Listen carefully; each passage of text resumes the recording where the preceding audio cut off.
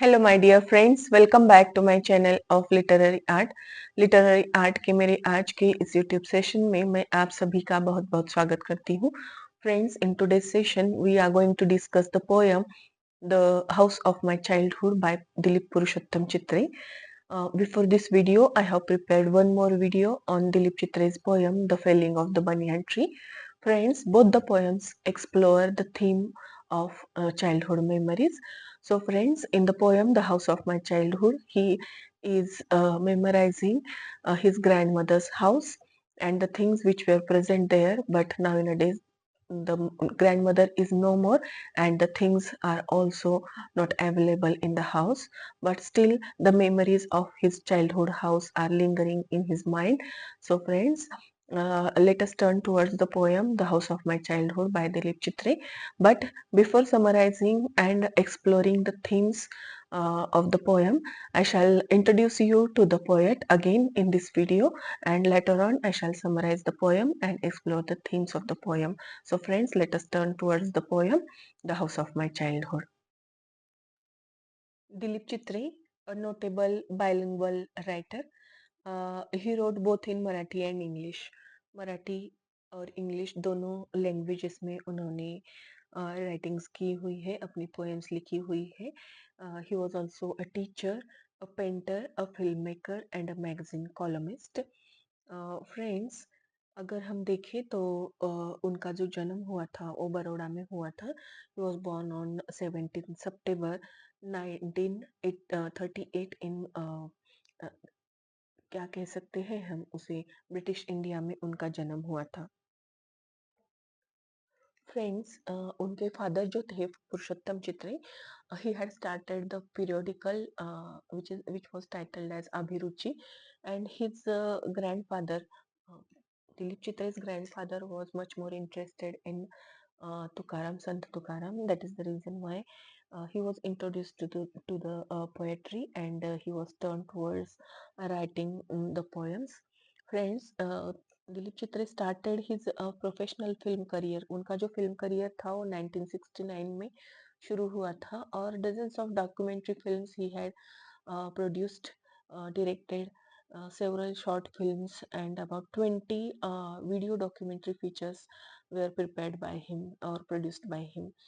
He wrote the scripts of most of his films, as well as directed and co-directed them. So friends, उनको awards और honours भी बहुत सारे मिल चुके हैं. तो उसमें हम अगर दिलीप चित्रे was awarded with several Maharashtra state government awards. Apart from that, he was awarded with the Ministry of Human Resource Development's Emerita Fellowship, then University of Iowa's International Writing Program Fellowship, then Indira Gandhi Fellowship. ऐसे बहुत सारे awards उन्हें मिल चुके हैं. इसी के साथ उन्हें Bharat Bhavan Bhopal convener director of the Valmiki world poetry festival में भी उन्हें सम्मानित किया गया था, और इंटरनेशनल सिंपोसियम ऑफ पोएट्स के वो की नोट स्पीकर रह रह चुके हैं. उसी के साथ उन्हें 9th international conference on Maharashtra Saint Paul Minnesota USA में उनका स्पीच हो चुका है. और friends, he was also the member of 3 writer delegation along with Nirmal Verma and U R Ananth Murthy. तो फ्रेंड्स, अगर उनमें हम कविता which was published by मौज प्रकाशन, then शिबा राणीच्या शोधात, then छाव्या, 10 by 10, it was published by Pras Prakashan. Then we have तिरकस and चौकस, लोकवाङ्मय गृह मुंबई से ये पब्लिश हुआ था. Apart from that, an anthology of Marathi poetry, then ambulance ride, travelling in a cage, reasoning reason. इस तरह की कुछ पोएम्स उन्होंने लिखी हुई है, कंपोज की हुई है. Apart from that, as is where is Shesha, ये सेज तुका, ट्रांसलेशन ऑफ तुकाराम, ये सारी जो है वो पोएम्स उन्होंने कंपोज की हुई है और पब्लिश भी की हुई है. फ्रेंड्स, इसी के साथ उन्होंने कुछ छोटी-छोटी पोएम्स जो है जैसे कि felling of the banyan tree, father returning home, ये भी लिखा हुआ है। तो अब हम देखते हैं उनकी पोयम जो कि हमारी स्टडी के लिए है, the house of my childhood. So friends so friends, let us turn towards the poem The House of My Childhood. Uh, I shall read the poem line by line and then I shall summarize the poem.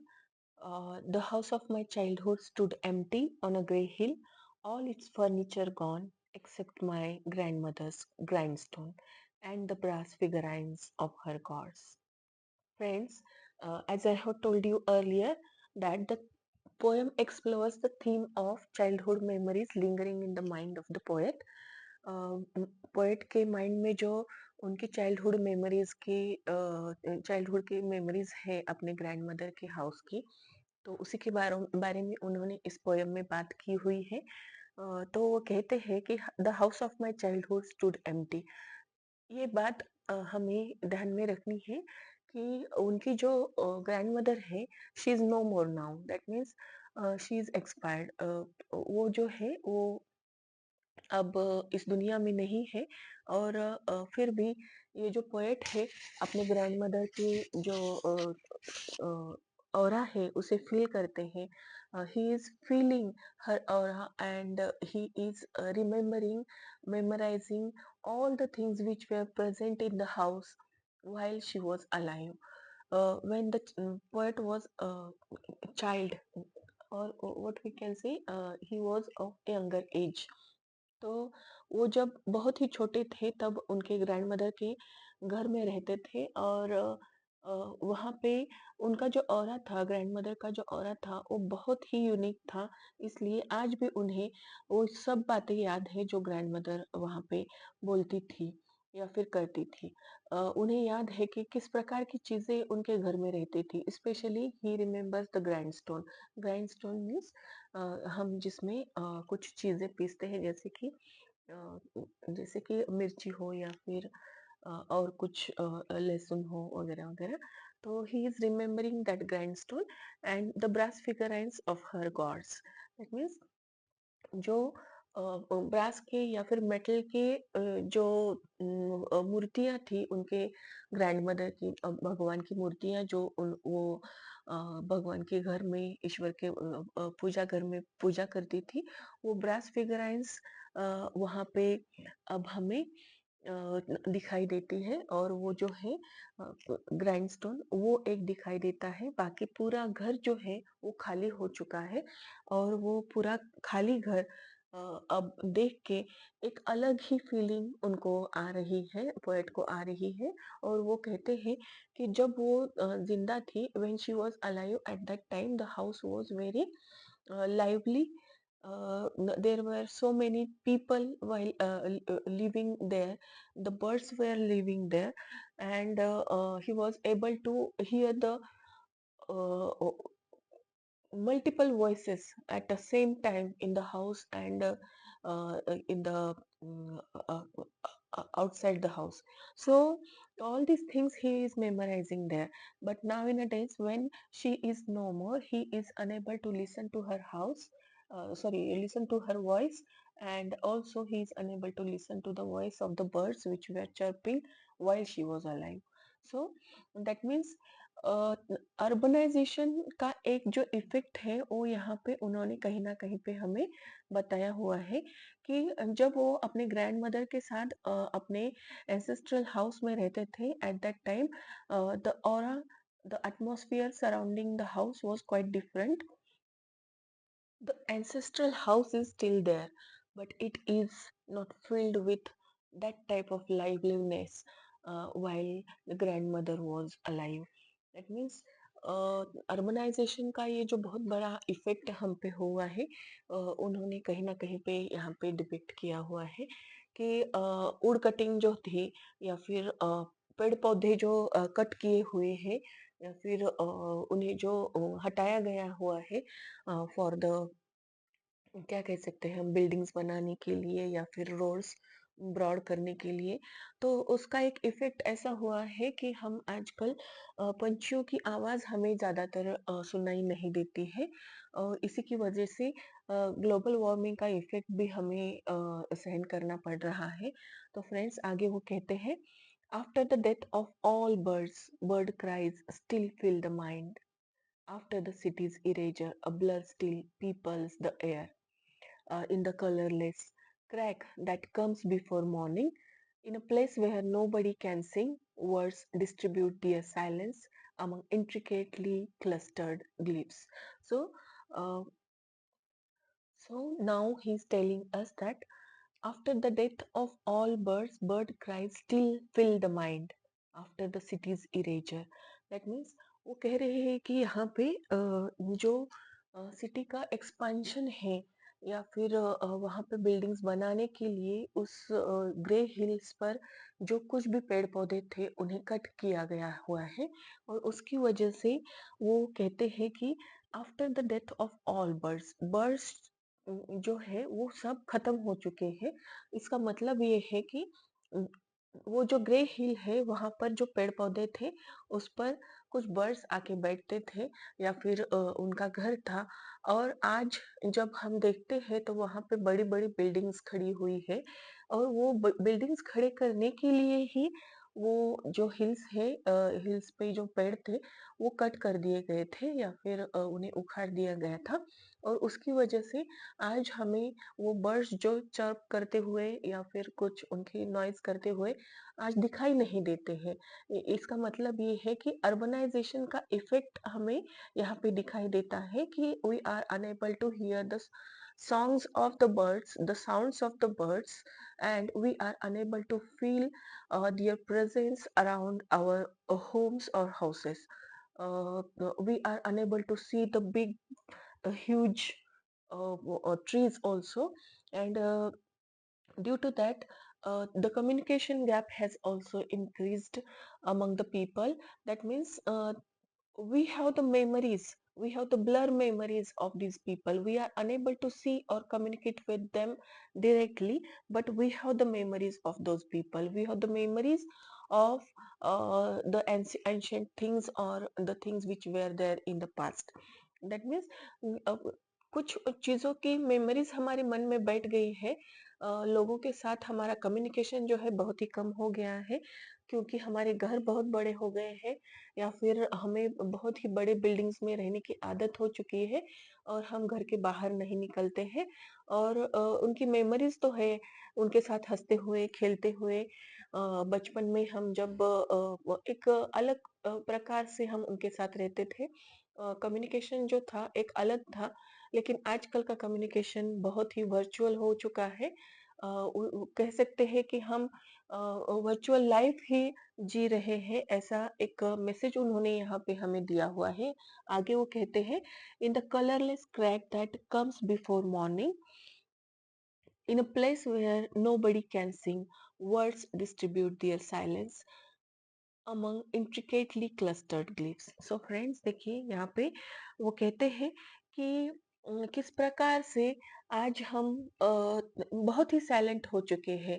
Words क्या हो गए हैं? Silent हो गए हैं। Words distribute their silence. That means words जो है हमारे कम्युनिकेशन गैप कम हो चुका है। मैंने अभी-अभी कहा कि एक जो है लोगों को मिलना और बात करना इसके लिए हमारे पास हम टाइम नहीं निकाल रहे हैं। टाइम है लेकिन टाइम नहीं है, ऐसा हम कहते हैं।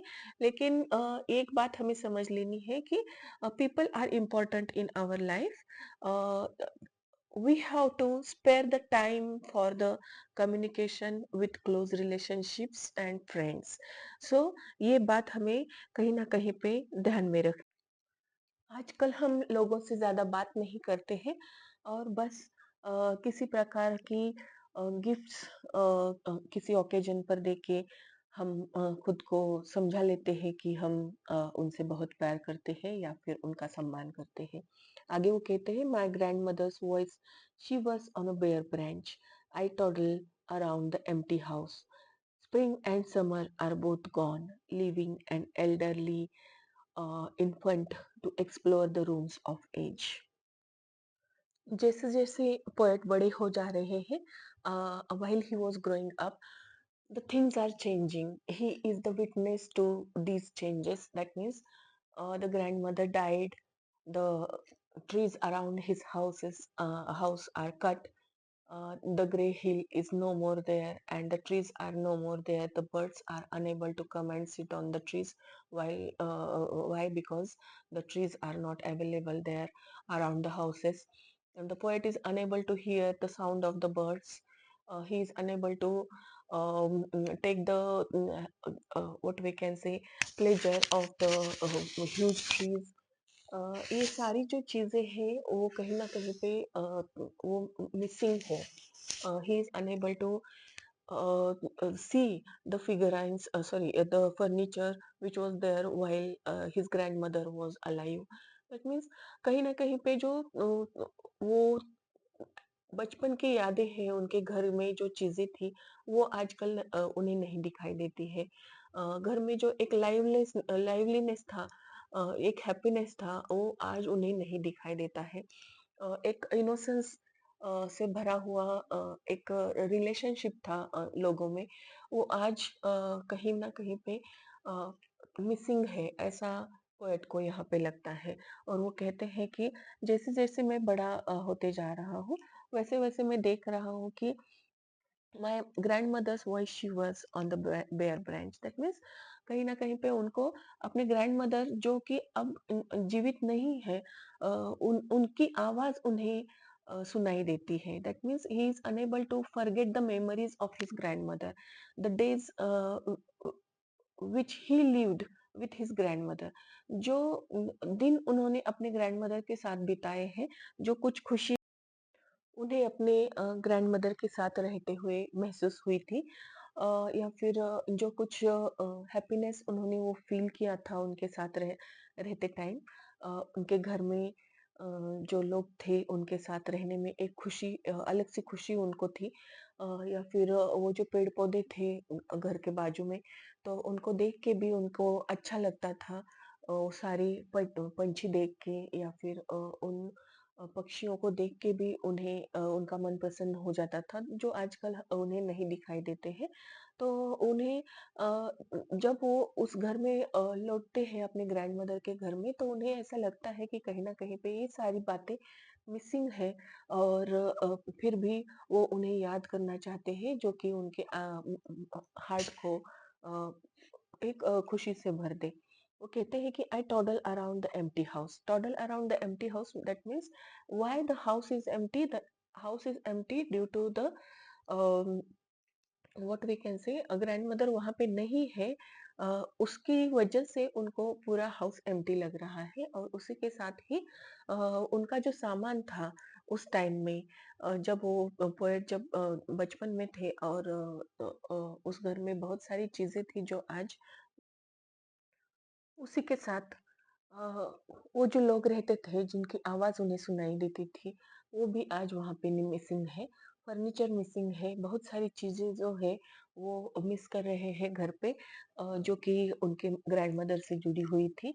वो कहते हैं कि spring and summer are both gone, leaving an elderly infant to explore the rooms of age. Elderly infant, see the contrast figure of speech has been used by the poet, and what he says is that अब वो elderly infant, why elderly infant, वो कहते हैं कि क्योंकि अभी भी उनका बचपन जो है उन्हें याद आता है, और वो he likes to live in his memories. His childhood memories are lingering in his mind, and so he is saying that elderly infant. That means he likes to live with his grandmother in his grandmother's house, and he wants to feel all those things which were there while she was alive. That means the communication with the people, the friends, the relationships, all these things he wanted to uh, uh, what we can say, फिर से वो महसूस करना चाहते थे, और इसी की वजह से वो कहीं न कहीं पे वो सारी चीज़ें मिस कर रहे हैं. घर के सामने जो पेड़ थे उन्हें मिस कर रहे हैं, जो बर्ड्स हैं उन्हें मिस कर रहे हैं. और उनका जो पुराना घर है और जो फर्नीचर था, उनकी ग्रैंडमदर जो थी, वो सारी चीज़ें सब वो यहाँ पे मिस कर रहे हैं और इसी की वजह से वो बहुत ही क्या कह सकते हैं हम, थोड़ा-सा नर्वस है, अपसेट है और डिस्ट्रैक्टेड भी है। तो ये जो पोएम है एक्सप्लोर करती है कि अर्बनाइज़ेशन के किस प्रकार के इफ़ेक्ट्स हमारी लाइफ़ पे हो चुके हैं।